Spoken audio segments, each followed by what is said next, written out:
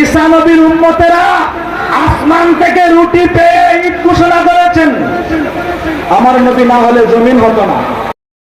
বানায় বলে নাই, খাওয়া গরিবে নামাজ বানায় বলে নাই।